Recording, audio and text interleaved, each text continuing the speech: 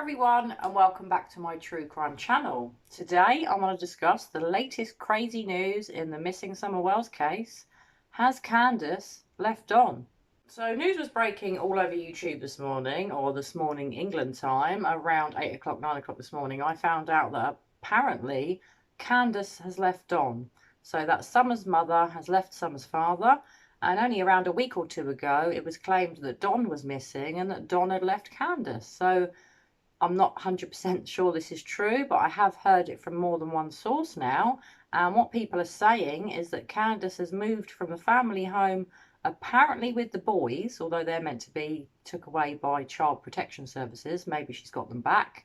Maybe that's a load of old BS. But whether or not she's got the boys, she's meant to have left the family home, left Don, and she has moved temporarily, at least, to the Kingsport area.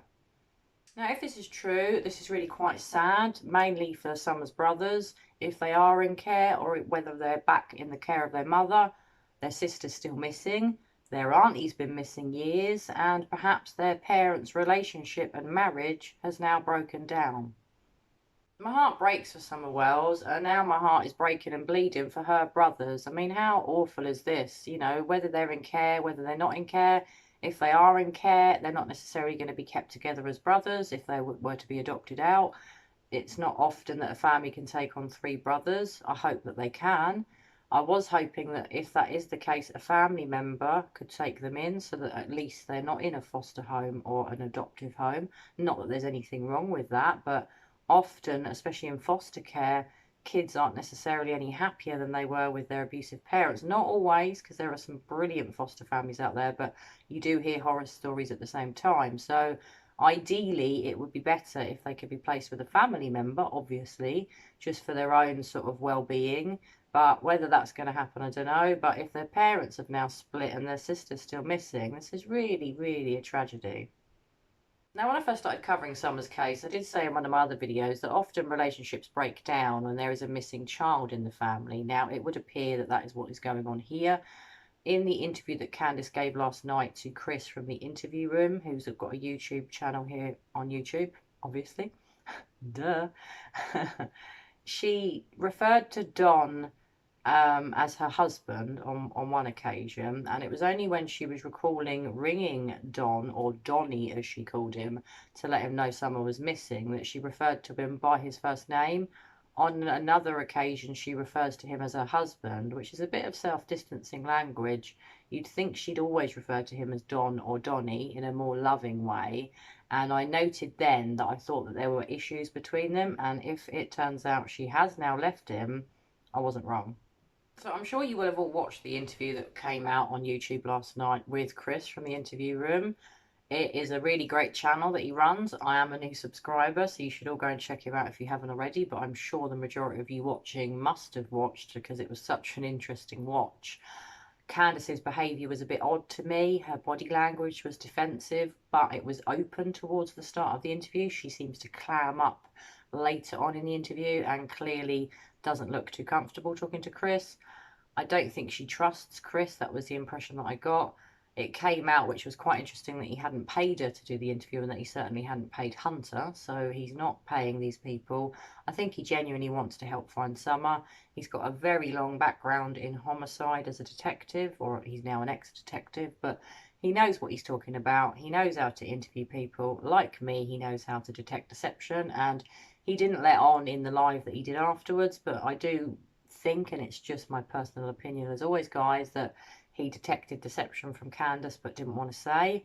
I would imagine that the police, or sorry, the LE as you call it in America, the law enforcement, and the Sheriff's Department, the TBI, anyone that's involved in this disappearance of Summer Wells must have watched that with a real interest, and I wonder what they thought.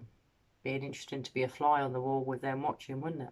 So tonight we have the second instalment of Chris's interview with Candus, Summer Wells' mother, and in tonight's segment of the interview, I guess we can call it, or part 2, we're going to see Chris go to the house with Candus.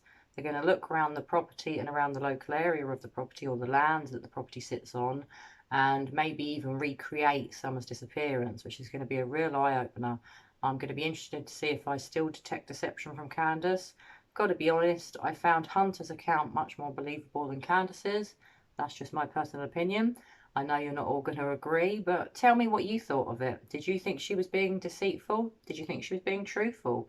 Do you think Hunter is the liar here? Personally, I don't.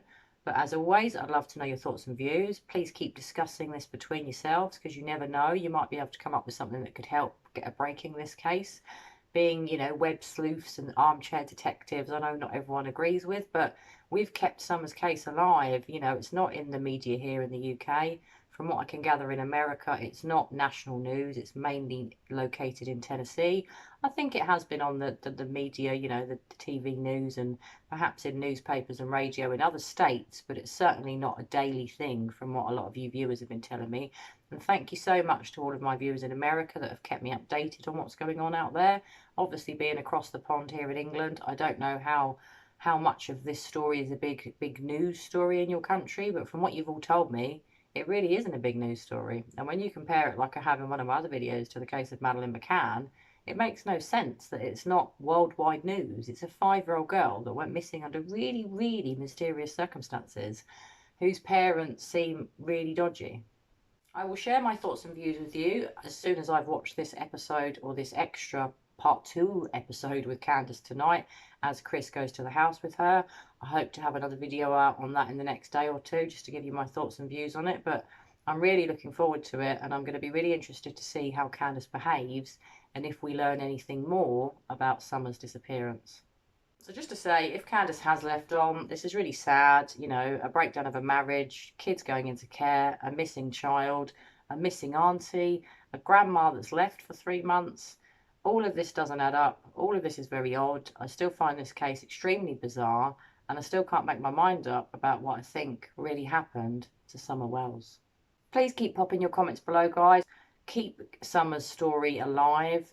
Keep sharing your thoughts and theories with me, and you never know, there could be a break in this case soon, and I really pray that there is. Well, as always, I'm still praying every day for the safe return of Summer.